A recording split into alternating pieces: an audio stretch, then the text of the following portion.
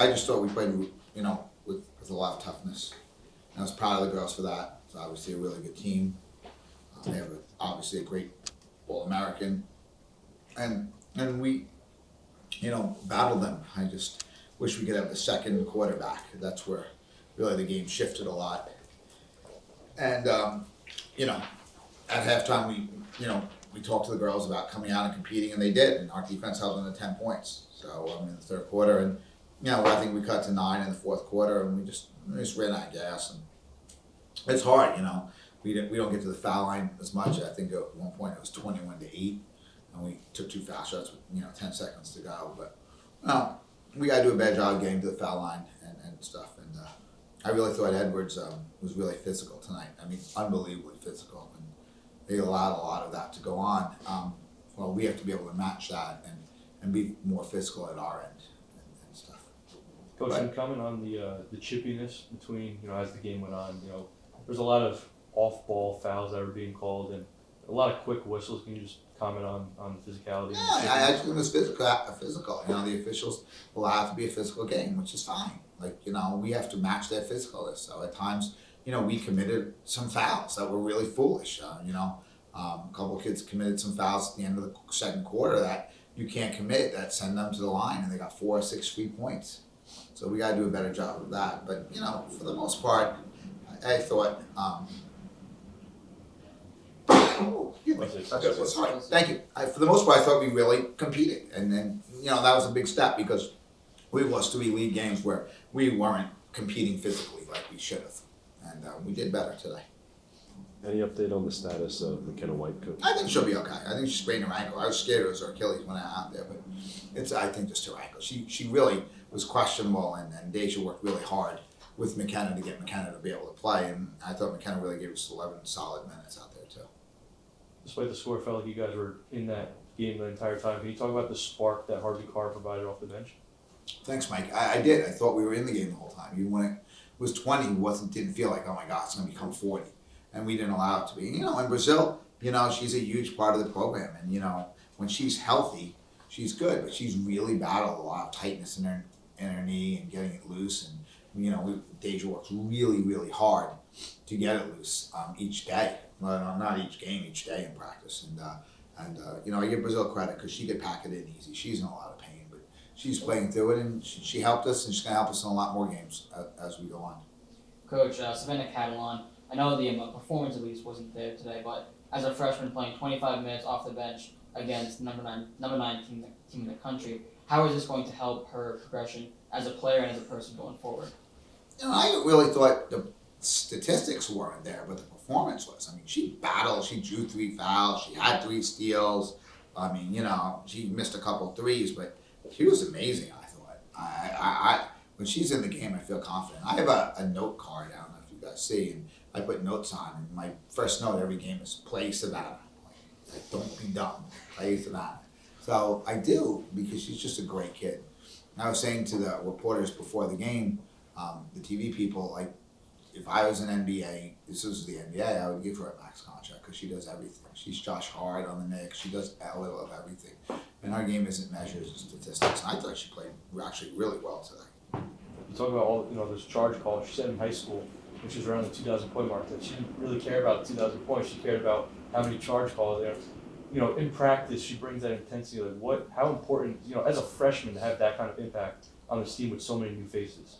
She's going to go down as one of the great guards to play here. She is. I don't care what statistically. She's a winner. She's an amazing person, raised amazingly. But she's a winner. Like, I want to play her more and more. I play her 25 minutes. I want to play her more. She just deserves to get out there. She does so many little things, and she's such a selfless player and a selfless person. I really, really admire that in her.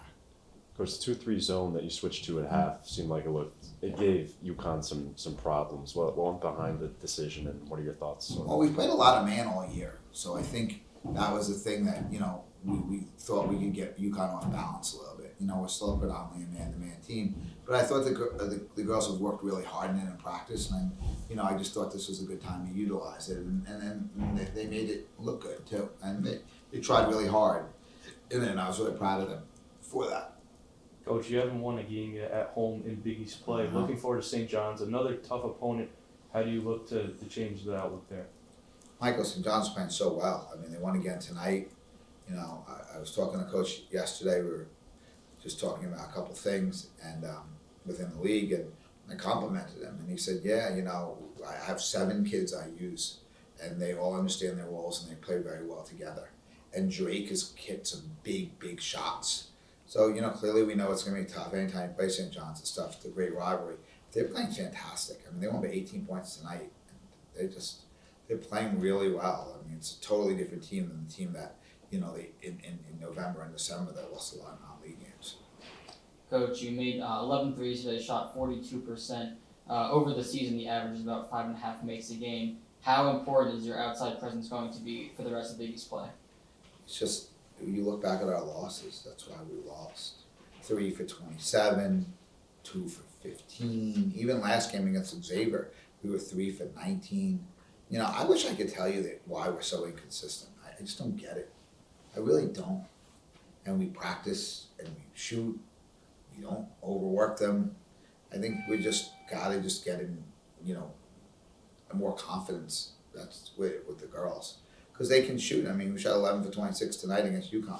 I mean, you know, we made 12 against Butler. Like, then you make 3 out of 27 against Providence and 2 for whatever against Villanova. That's just unacceptable. Coach, your thoughts on Gino Auriemma's recent transfer comments today? He said he was just speaking in general. He wasn't trying to call out any specific players. And I'm glad you asked me about that comment with Gino. And, you know, clearly, I'd like to get this out there because you know, first of all, I want to talk about Lauren. I mean, you know, I just you know, want to say that Lauren made a decision she felt that was best for herself, but she did everything here that she was supposed to. She graduated. She was an excellent student athlete. She played her rear end off. She was going to go down or is one of the greatest players to ever play here. I spoke to Lauren the other day, so it's not like there's any animosity between us. So Lauren made the decision that she felt was best for her. Did we want her to stay? Of course we did. But I use this analogy a lot. You know, I'm a vice president at McDonald's, and then Burger King offers me the opportunity to be vice president or to be president. You know, and we might be like, well, I like McDonald's better. Why would you go to Burger King? That's not our choice. That's not our decision. But did I fulfill my job correct? And did I do everything I was supposed to do in my job when I was at my job? Absolutely. Did she? Absolutely. Did she? I would be disappointed in Lauren if she didn't get her degree. But she did. And, you know, I made a comment to Lauren when we were talking recently through text. I was like, you know, I went to lunch with Lauren like once a week. I enjoyed that. I missed that. That's what I missed. But conversely, Coach Williams wasn't singling out Lauren. He was singling out the process. And the process is very frustrating. You know, we recruited Lauren, specifically Coach DeFalco, when a lot of people didn't. Lauren didn't have a lot of offers. We believed in her. And to Lauren's credit, she came in here and she worked really hard. She did. And the staff, you know, Jose and Pete and Lauren and Marissa, who was here, you know, they worked really hard with her and got her better. They did. And she got a lot better. Shakina talked to her a lot and really developed her into the point guard that she is. So all that stuff, yes, it's frustrating. And, you know, Mississippi State, you know, is getting the benefits. But, you know, they have a great program. We have a great program. You know, Coach Auriemma, who I'm, you know, you know what I feel about him. He's the best coach ever, but he wasn't saying it towards her. He was saying, and this is the climate we're in, and it's a frustrating climate. It is. You know, I want to bring a freshman in, and I want her to graduate, and I want to bring have 2 point guards on the roster. Why is Amari so good? Amari's so good now because she was here for 4 years. You know, and Lauren put her 4 years in, and I'm proud of Lauren for it. I love her, you know, and I love her parents and stuff. But I understand what Coach Auriemma said, and I respect what he said, and like even, you know, I think Lauren would agree. You know, it's a tough decision, but you know, Lauren did what's best for her. And there's nothing wrong with it because she completed everything and did everything that was best for Seton Hall. And I'm glad you asked me about that question because, you know, like I said, I know what Coach Auriemma's coming from, and we all feel the same way as coaches. It's frustrating. We want to build a program, and we want to have some continuity in it. And it's tough. In today's climate, you don't have that as much. But once we get rid of the COVID year's eligibility, I think that'll help a little bit too. But like I said, I have nothing but respect for Lauren, and the way she played and the way she, was as a person. And I have more respect for Coach Roriman each and every day, because look how well his team played. Look at what a great ambassador he is. And he's not afraid to give us feelings that a lot of us feel. And honestly, he's sticking up for the little guy. Because it was, honestly, at the end of the day, like he said, it didn't matter to him, but he mattered for the little guy. And that's us. And I appreciate him very much. And I'm thankful to call him a friend. Have you got one? Yep. Yeah, I'm sorry. Coach, apologize if you already answered this. You were hanging with them early, and then they get in that rhythm, Yeah. and it just kind of snowballs, huh? Yeah, you make a good point, and that's a great word, rhythm. And that's why we went zone a little bit too, to try and get them out of rhythm. But, I give, obviously Paige played great, but, look at the game KK played. I mean, she had only made 10 threes coming in, and she made 4 today. And she made the 4 look like she made 400. I mean, she was like, boom, boom. I was like, jeez. But, their rhythm, once they get going, they are. And Coach is running some great stuff this year. Like, he's really made some adjustments, how they move the ball and play the ball. I mean, he's got a great staff, and they put their kids in great position to be successful. They have great players, but they have a great staff that puts their kids in position to be successful. And, I think for us, our best thing was trying to keep them off balance a little bit. Really, to me, honestly, Edwards was a huge key. I mean, she scored some baskets in that second quarter that we shouldn't have allowed. She made 7 of 8 from the foul line. I mean, she's hard to guard, and our kids really battled. I just wish we could have just maybe gotten her in a little more foul trouble or something. She played 37 minutes, for goodness sakes. Thank you. I know we've been in here for a while. You guys got any more? And you've been asked this before, sorry, but what's the difference you've seen in Paige today versus 2 years ago as her as a freshman? No, I haven't been asked. That's a really good question, and nice to see you. You too. I think Paige has always been confident, but I think you could see she's a little stronger. She's able to take a little bit more of a beating, and today was an extremely physical game.